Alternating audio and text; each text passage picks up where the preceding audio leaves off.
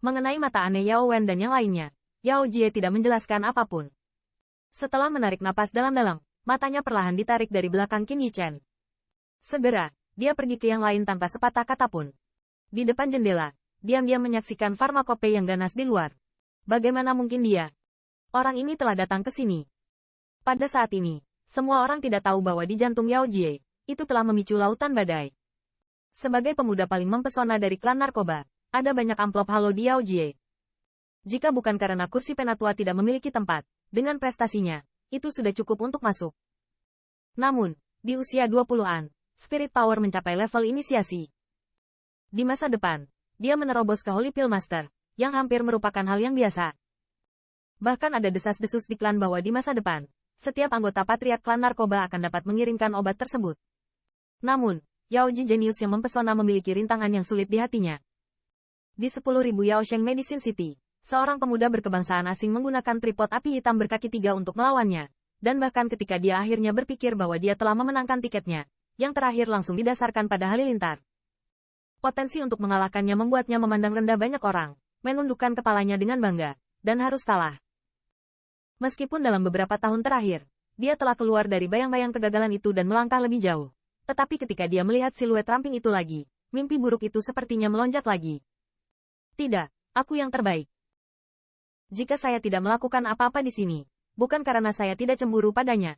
Yao Ji menarik napas dalam-dalam, matanya berangsur-angsur menjadi tegas. Dan gumaman penuh percaya diri terdengar di dalam hatinya. Tapi karena aku ingin membuktikan bahwa aku lebih baik darinya di depan Master Pemurnian Pil Dunia. Kekuatan sumur cukup bagus. Jika Anda belum pernah bertemu saya, Anda mungkin yang terbaik. Di satu sisi, Qin Yichen juga memperhatikan bahwa fluktuasi di Yao Jie telah kembali menjadi tenang. Pada saat ini, dia tidak bisa menahan diri untuk melihat yang terakhir sedikit. Tampaknya ada banyak orang luar biasa dalam keluarga obat ini. Pada saat ini, di tingkat atas Federasi Master Pemurnian Pil, kekuatan apotek juga dikumpulkan di sini. Di sini, tentu saja, tidak ada bau medis yang menyengat seperti api di lantai dasar. Namun, orang dengan mata yang baik dapat merasakan bahwa Yao Zong dan obat di belakangnya dan yang lainnya telah dikesampingkan dengan sengaja atau tidak sengaja. Dalam hal ini, Yao Zong juga sama sekali tidak berinisiatif mendekati seseorang, hanya duduk diam di bangku, seolah sudah menerima takdirnya. HMPH, ketika kamu penatua, kamu tidak peduli dengan keluargamu, dan berpura-pura menjadi burung bangau liar yang menganggur. Akhir hari ini adalah kesalahanmu sendiri. Melihat siluet Yao Zong, seringai melintas di mata Yao Jing. Hehe. Kamu akan memenuhi syarat untuk berdiri di depan kami setelah farmakope. Di sisi Yao Yun, ada senyum tipis di matanya. Selama posisi obat yang berat dikosongkan, mereka akan memiliki kesempatan untuk mengeluarkan keluarga yang mereka kembangkan dan bersaing untuk penatua. Mereka juga menyadari ekspresi Yao. Namun, bukan giliran mereka untuk berbicara di sini. Seluruh kelompok mereka hanya bisa berdiri di belakang beban obat dan menunggu dengan tenang. Dengan harapan banyak orang, putaran pertama dan putaran kedua Kongres Farmakope secara bertahap mendekati akhir. Di alun-alun terdapat 5-6 ribu anjungan batu, yang semula berdiri di atas anjungan batu tersebut. Namun, setelah putaran kedua selesai, masih ada lebih dari 1.000 orang yang masih berhak untuk tinggal di anjungan batu tersebut.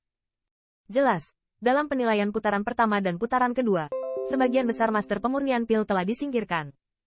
Dengan berakhirnya penilaian putaran kedua, di alun-alun yang dapat menampung ratusan orang, tiba-tiba terdengar beberapa suara keras. Jalur mata berapi-api menghadap Federasi Master Pemurnian Pil Serikat Pekerja dari arah transmisi. Di platform tinggi di tengah alun-alun, beberapa kekuatan apoteker yang dipimpin oleh Yao Mao juga tersenyum dan mengangguk ringan ke arah ini. Hai. Dengan jalur suara kering dan keras, Guild Master Pemurnian Pil bergidik. Kemudian, di jalur mata yang berapi-api, 10 platform batu menyebar dari gedung Federasi Master Pemurnian Pil dari Serikat Pekerja seperti tentakel, dan akhirnya berhenti di alun-alun. 10 platform batu ini adalah panggung bagi mereka yang berpartisipasi dalam Kongres Farmakope atas nama 10 keluarga besar apotek. Mereka berada di atas platform batu yang tak terhitung jumlahnya, dan mereka sangat mempesona dari beberapa meter di atas tanah. Bocah kecil, ini dia, suara lama Yao Song juga bergema di aula Federasi Master Pemurnian Pil dari Serikat Pekerja. Segera, langkah yang sama di platform batu juga muncul di depan Qin Yichen dan yang lainnya. Pergi, melihat ini, banyak anak muda di aula tertawa terbahak-bahak, lalu menaiki tangga. Melangkah ke platform batu yang megah itu. Dengan munculnya jalur siluet Qiyup Suanang, alun-alun besar itu mendidih seketika. Mata berapi-api dari jalan penuh kekaguman, melihat siluet ini. Selama tidak ada yang tidak terduga terjadi, anak-anak muda ini dapat menjadi kekuatan ras narkoba yang terhormat di masa depan, dan dicari oleh ras yang tak terhitung jumlahnya. Dan, secara umum, di antara 20 besar dari setiap konferensi farmakope, orang-orang ini dapat menangkap setengahnya. Siapa yang memenuhi syarat untuk menghadiri farmakopoia, yang bukan master pemurnian pil jenius yang mempesona dari rasnya sendiri? Namun, di hadapan perwakilan dari 10 keluarga besar narkoba, mereka juga harus menyatukan keunggulan mereka sendiri. Namun, dalam kesempatan ini, terkadang masih ada kuda hitam yang memukau yang akan menonjol dari konferensi farmakope dan memprovokasi status orang-orang ini.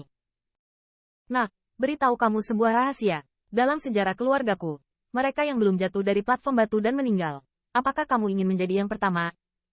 Ketika Yao Wen menginjak satu langkah, dia tiba-tiba berbalik dan tersenyum pada Qin Yichen. Oh, sepertinya kamu sudah kehilangan cukup banyak orang, kan? Qin Yichen menyelinap pada kata-kata yang mengancam, dengan senyum main-main di wajahnya. HMPH, jangan naik dan malu jika kamu tertarik. Yao Ye juga mendengus dingin. Melihat obatnya, dua orang berjalan menaiki dua anak tangga. Bagaimana kamu bisa sampai di sini? Setelah 8 pemuda lainnya keluar, Yao Jifang menarik napas dalam-dalam dan bertanya perlahan. Saya menantu Yao Sun, apakah kamu tidak tahu?